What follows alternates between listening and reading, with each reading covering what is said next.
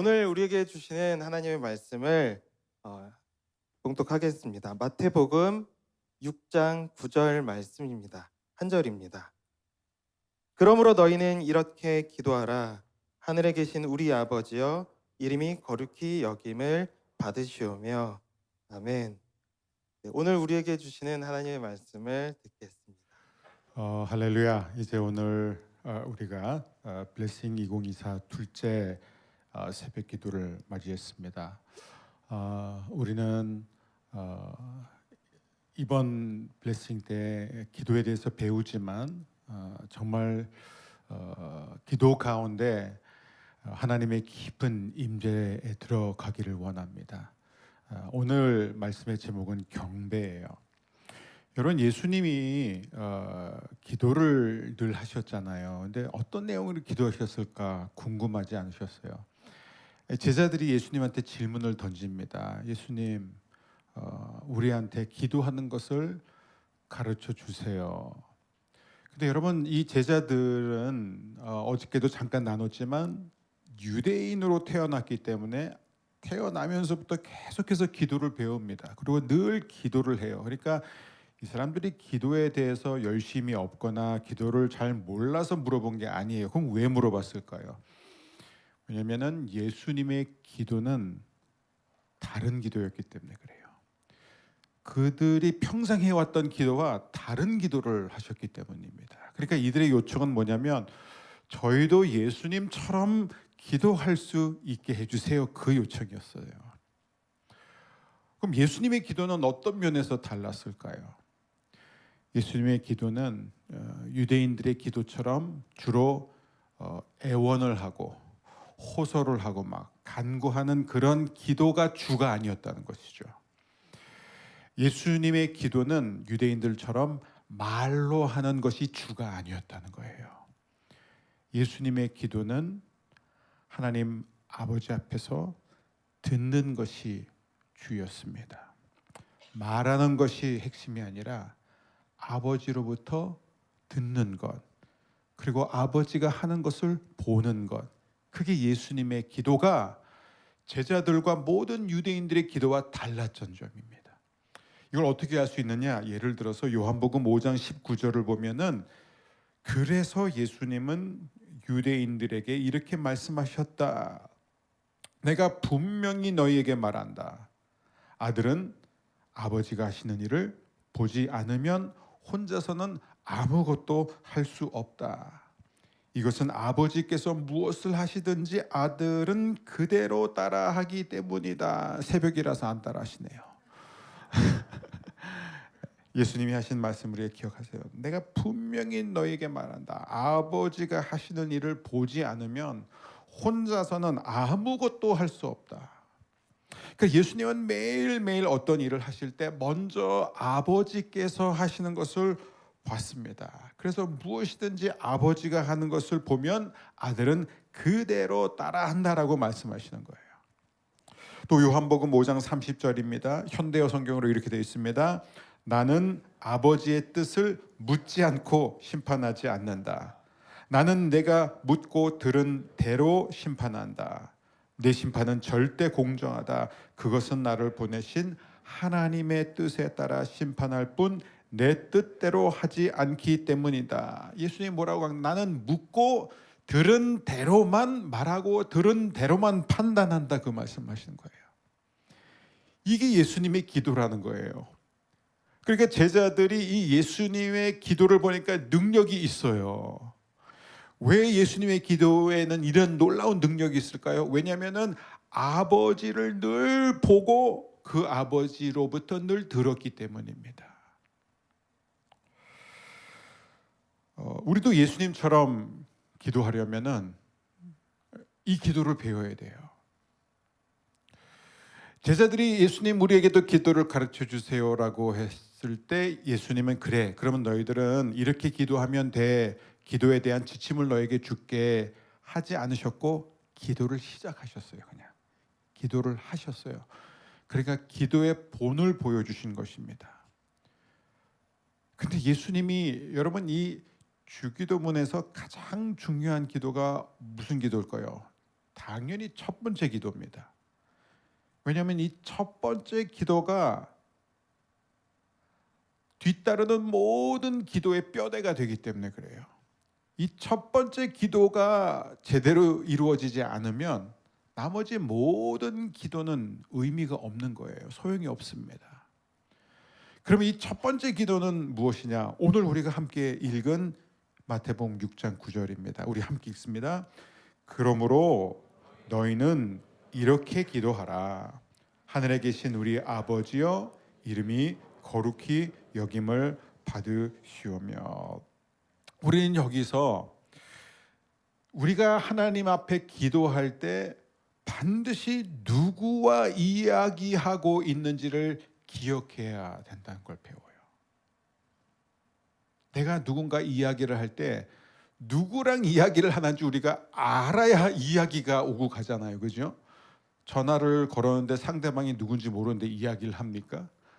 상대방이 누구인지 알아야 그에 맞는 대화를 하는 것입니다. 그죠? 그럼 하나님은 어떤 분이냐? 우리가 세 가지를 배울 수 있습니다. 이 기도를 여는 첫 문장에서 우리는 세 가지를 배워요. 첫 번째는 뭐냐면 하나님이 누구신지 알아야 된다. 두 번째는 내가 누구인지 알아야 된다. 그리고 세 번째는 내 이웃이 누구인지 알아야 된다는 거예요. 이 세 가지는 항상 같이 갑니다. 첫 번째, 하나님이 누구신지 기억해라, 기억하라 이거예요. 여러분, 하늘에 계신 우리 아버지, 우리는 너무 익숙해요. 근데요, 이 유대인들에게는요, 하나님을 아버지라고 부르는 것은요, 정말 충격적이었습니다. 충격 그 자체였어요. 유대인들은 하나님을 이해할 때 어떤 사건을 기준으로 이해하냐면 출애굽 사건을 기준으로 이해해요. 그러니까 하나님은 어떤 분이냐? 애굽에 10가지 재앙을 내려주시고 막 홍해를 갈라주시고 낮에는 구름 기둥, 밤에는 불 기둥으로 인도하신 그런 하나님이에요. 크고 능력의 하나님이에요. 그래서 유대인들에게는 하나님이 과연 계실까? 이런 질문은 전혀 중요한 질문이 아니에요. 계시는 거 다 알아요. 근데 이들에게 중요한 것은 이런 엄청난 하나님, 이 위대한 하나님, 이름조차 우리가 감히 말할 수 없는 그 하나님을 과연 우리가 알 수 있을까? 이게 모든 유대인들의 질문이었어요. 우리가 그 하나님을 알 수 있을까? Is he knowable? 이거예요. 근데 예수님이 그 엄청난 하나님을 알 수 있다라고 말씀하시는 거예요. 우리 아버지다. 이게 얼마나 큰 충격이었냐면요, 스캔들이었어요. 그래서 바리새인들이 뭐라 그러죠? How dare you? 그거예요. 네가 뭔데 감히 그런 식으로 하나님을 말하냐 이거예요. 견딜 수가 없는 거예요. 신성모독이다. 파격적입니다. 저는 30년 넘게 목회 현장에 있으면서 이렇게 보면은 성도들이 저 자신을 비롯해서 모든 사람들이 기도를 하는데 결국에는 가장 힘들어하는 이유는 뭐냐면은 하나님의 사랑을 받아들이지 못하는 거예요. 기도할 때 정말 그 아버지가 나를 얼마나 사랑하는지 확신을 못하는 것, 이게 항상 문제예요. 머리로는 뭐 다 알죠. 저는 하나님이 나를 사랑하신 줄 믿습니다. 그렇게 고백 안 한 사람은 거의 없어요. 다 고백합니다. 근데 이걸 정말 가슴으로 누리고 있느냐 이거예요. 이 가슴으로 그것을 경험하면서 살고 있느냐, 이건 다른 얘기거든요. 여러분, 창세기 3장에 보면 뱀이 하와를 유혹할 때 뭐라고 말하죠? 하나님이 정말 동산에 있는 모든 나무 열매를 따먹어서는 안 된다고 하셨느냐 이렇게 얘기해요. 여러분 생각해 보세요. 뱀은 굉장히 교활해요.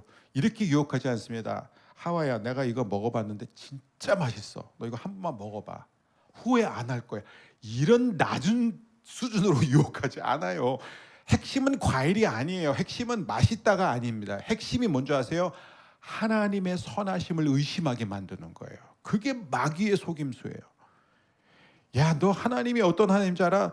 야, 그 하나님이 너한테 정말 동산에 있는 모든 나무를 먹으면 안 된다고 그랬냐? 열매를 먹으면 안 된다고 그랬냐? 이렇게 왜곡시킵니다.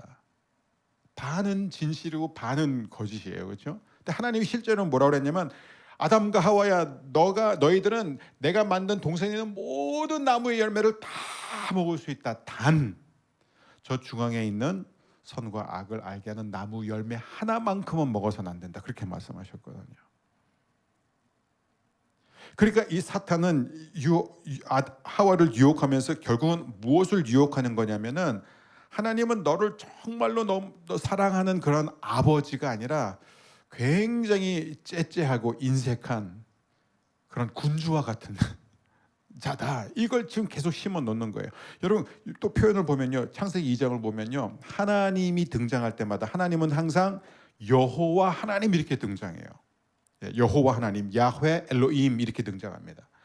근데 이 뱀이 하나님을 가리킬 때는 절대로 그렇게 표현하지 않아요. 뭐라고 쓰냐? 엘로힘만 사용해요. 여러분 이 여호와 하나님과 이 하나님은요 하늘과 땅 차이예요. 왜냐하면 하나님이라는 것은요 타이틀이거든요. 그분의 직함이에요. 그분의 이름이 아니에요. 예를 들어서 여러분 그 부모가 교수님이신 아버지한테 교수님 이렇게 부르는 거랑 똑같은 거예요. 저희 부모님이 뭐 이게 의사 선생님이면 아이들이 선생님 이렇게 부르는 거랑 똑같습니다. 그리고 아들이 박사학위가 있어요. 그러면 부모님이 자식한테 박사님 이렇게 부르는 거랑 똑같아요. 저희 집에서 저희 아이들은요 저를 목사님이라고 부르지 않습니다. 아빠라고 불러요. 만약에 저희 아이들이 저한테 목사님 이렇게 부르면 이거는 이상한 거죠. 친밀함이 없다는 뜻입니다. 그러니까 사탄은 계속해서 하와에는 뭘 생각하는 그분은 여호와, 그러니까 너를 사랑하시는 너와 약속을 맺으신 그 약속을 지키시는 그런 아버지가 아니라 그는 하나님이야. 그는 너한테 제일 좋은 거 안 주시는 하나님이야. 째째한 분이야. 그거를 심어 놓는다는 것이죠. 두 번째, 내가 누구인지 알아야 됩니다. 여러분 우리가 기도할 때 하나님이 어떤 분인지를 모르면 자기 자신이 누구인지 절대로 알 수 없어요. 우리가 하나님을 아버지라는 사실을 잊는 순간 내가 아들이라는 것을 잊게 되고 내가 딸이라는 것을 잊게 된다는 거예요. 그래서 오늘날 우리가 예수 믿는 사람들을 우리가 그리스도인, 크리스찬 이렇게 말하잖아요. 근데 원래 초대교회에서는요 그리스도인이라는 이름을 전혀 사용하지 않았습니다. 원래 그리스도인이라는 것은 안 믿는 사람들이 믿는 사람들을 약간 비아냥거리면서 붙여준 별명이에요. 근데 그게 오늘날 우리가 그걸 애용하고 있다는 거예요. 그럼 초대교회는 모든 믿는 사람들, 자기 자신을 가리킬 때, 또 형제와 자매를 가리킬 때, 모든 믿는 사람을 가리킬 때 언제나 딱 하나였어요. 성도라는 거 있었어요. 성도. 근데 그게 영어로 세인트잖아요. 근데 우리가 무슨 거룩해요?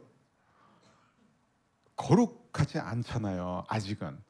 그러니까 이 초대교회 성도들도 이미 거룩했기 때문에 서로를 성도라고 부른 것이 아니라 이미 아버지의 선하심을 맛봤기 때문에 성도라고 불렀던 거예요. 그래서 성도라고 불렀던 거예요.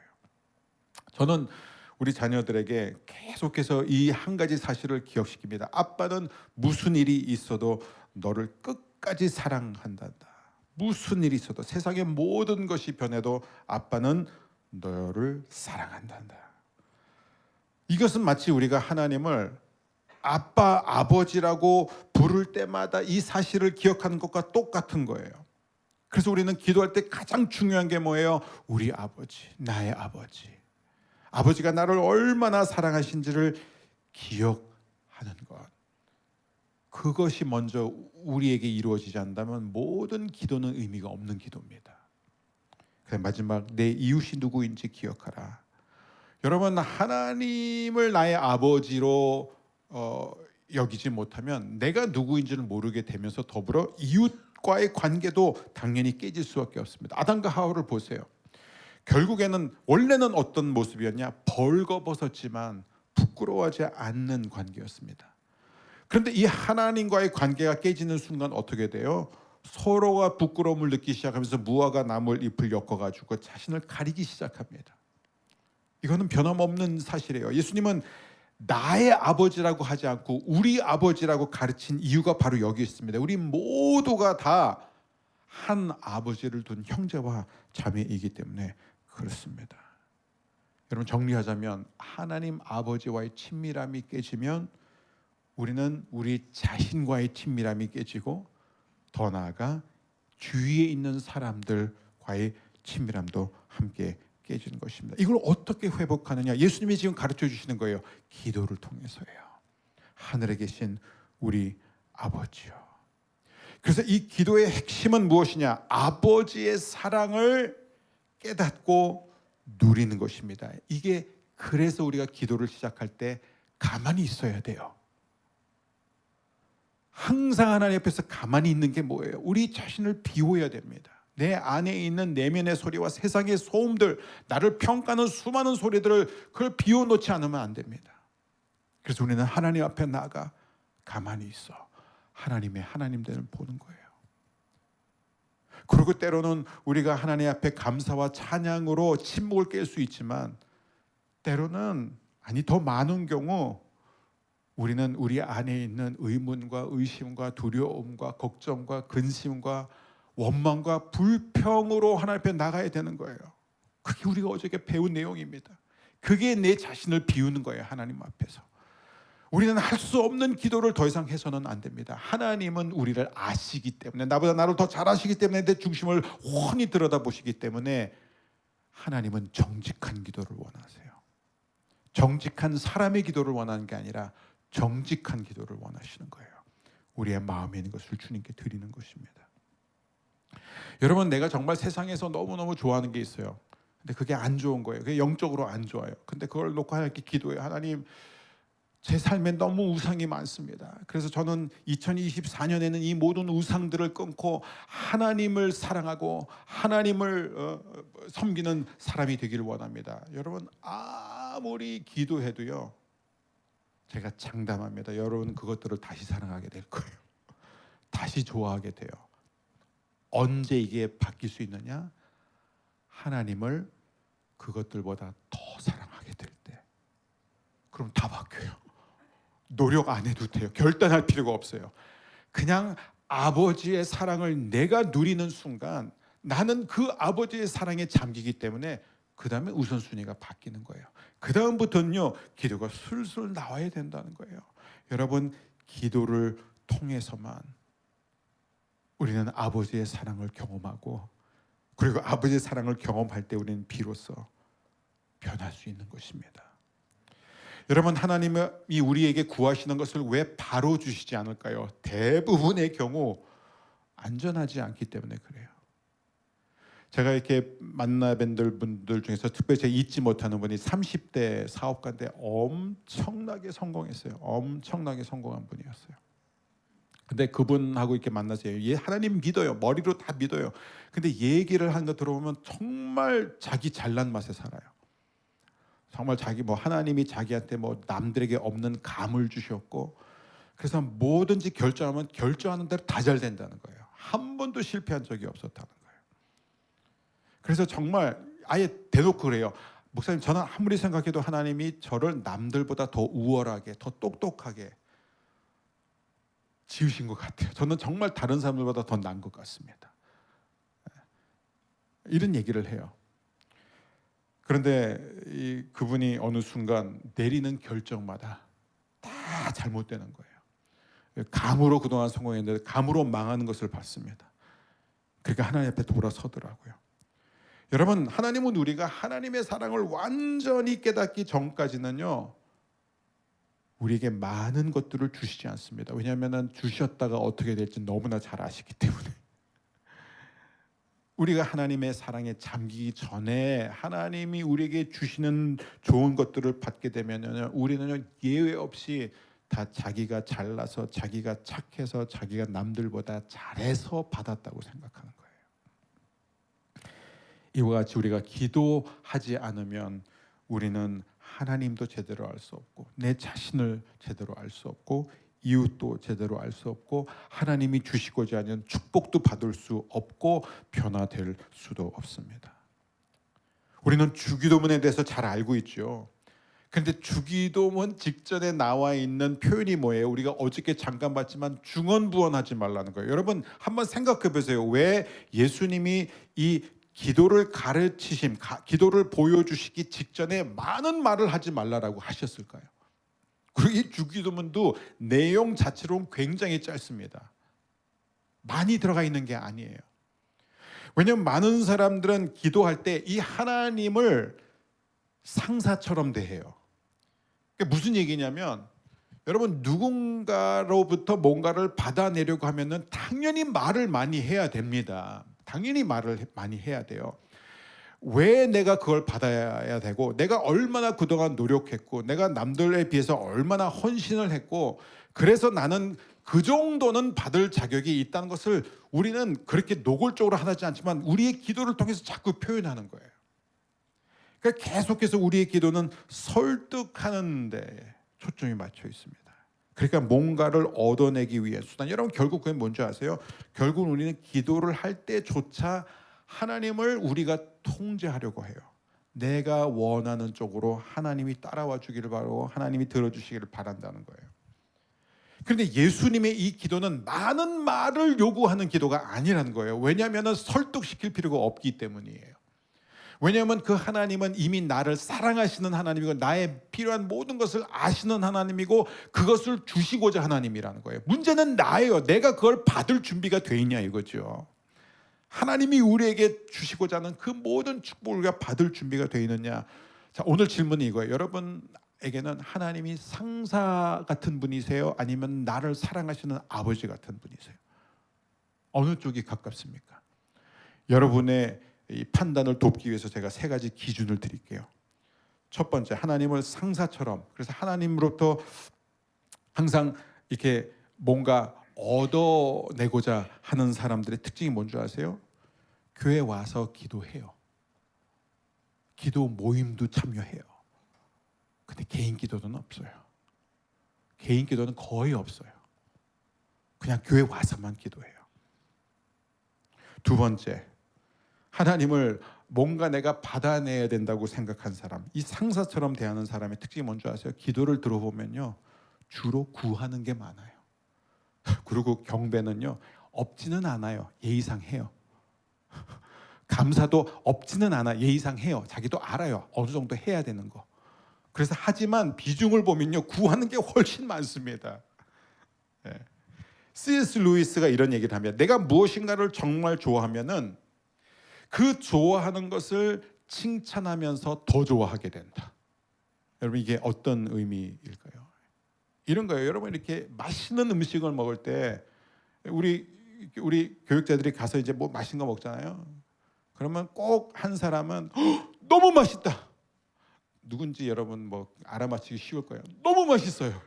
사장님 너무 맛있어요. 그다음에 더 주세요. 항상 끝에 가서 더 주세요. 예, 그러면 다 같이 더 맛있는 거예요. 안 그래요?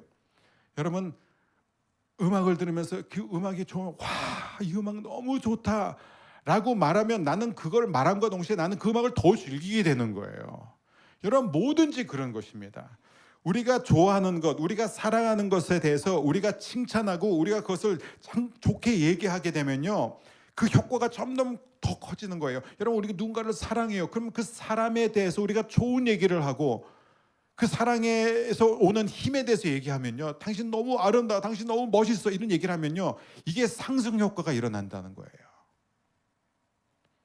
여러분 우리는 그 하나님을 상사로 생각하게 되면은 어떻게 돼요? 개인 기도 생활이 약해지고 또 예배 시간에만 기도하지, 기도 모임에만 기도하지, 개인적으로는 거의 기도하지 않아요. 그래서 두 번째, 기도의 주목적이 뭔가를 받아내는 것이기 때문에 경배와 찬양이 상대적으로 너무나 빈약하다는 거예요. 그게 주가 되지 않는다는 거예요. 거꾸로 생각하면 하나님을 나를 사랑하시는 아버지라고 정말 그것을 느끼는 사람은요, 시켜서 이게 되는 게 아니라 의식적으로 하는 게 아니라 저절로 경배와 찬양이 더 많이 나옵니다. 왜냐하면 알아요. 하나님이 주실 것을. 하나님이 내 필요를 너무 잘 아시다는 걸 알기 때문에 그거를 주로 구할 필요가 없다는 거예요. 많은 말을 할 필요가 없다는 거예요. 그러니까 감사하는 거예요. 요나가 물고기 뱃속에서 지금 그걸 감사하고 있잖아요. 아직 물고기 뱃속에 있는데 감사하고 있잖아요. 마지막 세 번째 기준이 뭔지 아세요? 우리 허북교회는 그런 분이 없겠지만 기도 생활이 들쑥날쑥해요. 어떤 때는 뜨겁게 기도하고 열심히 기도하고, 근데 그러다가 금방 식어버립니다. 언제 뜨겁게 기도하냐? 특세가 있을 때 아니면 어려운 일이 생길 때. 그리고 어려운 일이 생기고 특세가 끝나면 기도도 멈추는 거예요.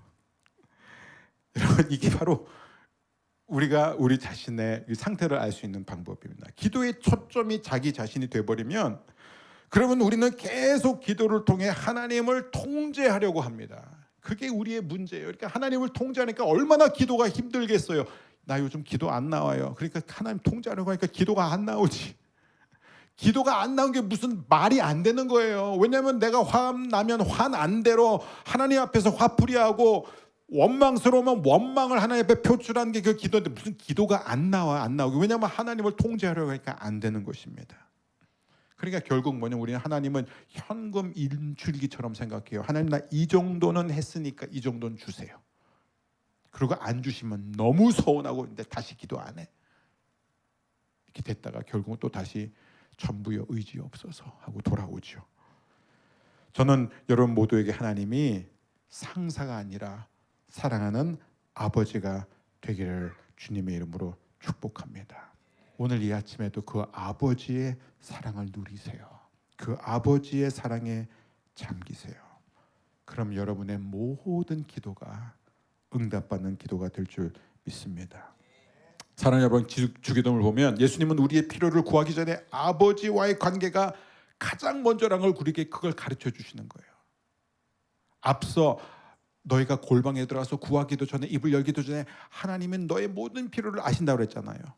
이걸 지금 직접 기도를 통해서 가르쳐 주시는 거예요. 하늘에 계신 이게 뭔지 아세요? 하나님은 높은 분입니다. 하나님은 위대하신 분입니다. 하나님은 초월적인 분입니다. 하나님은 능력을 갖고 계신 분이다. 그 다음에 거룩히 여김을 받으시오. 이건 뭐예요? 주님은 거룩합니다. 주님은 아름다운 분입니다. 주님은 완전한 분입니다. 그런데 그 주님이 그냥 초월적이고 힘이 많고 능력이 많고 아름답고 완전한 분으로 끝나는 것이 아니라 그분이 우리 아버지라는 거예요. 우리 아버지. 여러분, 왜 경배가 먼저인지 아세요? 다시 강조합니다. 왜냐하면 우리에게 있어서의 모든 기도, 주기도문에 나오는 모든 기도가 다 여기에서 흘러나오기 때문에 그렇습니다. 나를 사랑하시는 아버지를 내가 경험하는 순간 어떤 기도가 나온지 아세요? 하늘에서 하늘에서 뜻이 이루어진 것 같이 이 땅에서도 이루어지이다. 오늘 우리는 기도 실습할 거예요. 오늘 기도는 어떻게 기도할 것이냐. 여러분, 먼저 우리가 찬양을 하고 그리고 저는 축도를 하고 그리고 여러분 각자 기도할 것입니다. 이걸 기억하세요. 기도를 어떻게 할 거냐. 먼저 우리는 우리의 영혼과 몸을 하나님 앞에 잠잠히 할 것이에요. 1분도 좋고 2분도 좋습니다. 그리고 하나님께서 나에게 말씀하시기를 기다려야 돼요. 그리고 오늘은 우리가 한번 경배로 침묵을 깼으면 좋겠습니다. 나의 아버지, 나를 사랑하시는 아버지, 주님을 찬양합니다. 주님을 경배합니다.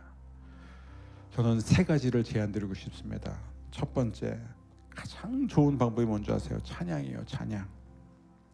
경배의 기도를 드릴 수 있는 가장 효과적인 방법은 찬양이에요. 왜냐하면 우리가 찬양, 이 음악은요, 우리의 지성, 머리만 자극하는 게 아니라 우리의 가슴까지 자극시킵니다.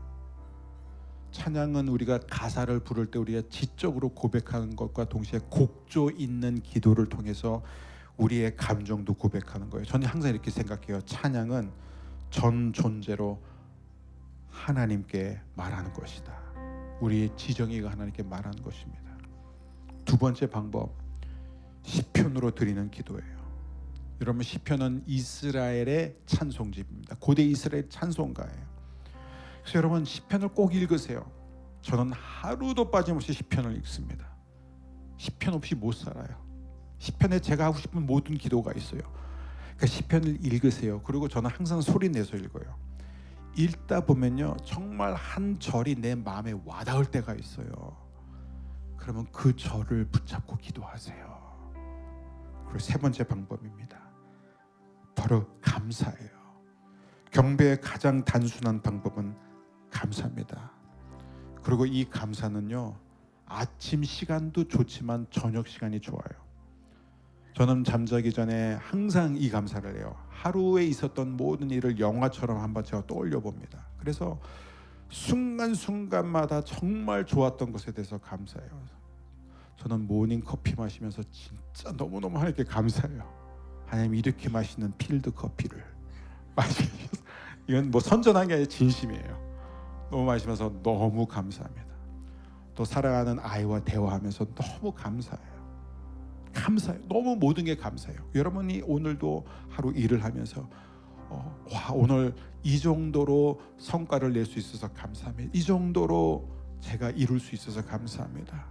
소중한 가족을 주셔서 감사하고, 이렇게 맛있는 음식을 먹게 해주셔서 감사하고, 잠시 쉴 수 있게 해주셔서 감사합니다. 그렇게 감사할 때 세 가지입니다. 찬양과 시편의 기도와 감사. 우리가 이 세 가지를 통해서 날마다 아버지를 경배하기를 원합니다. 우리 함께 찬양하며 나가겠습니다.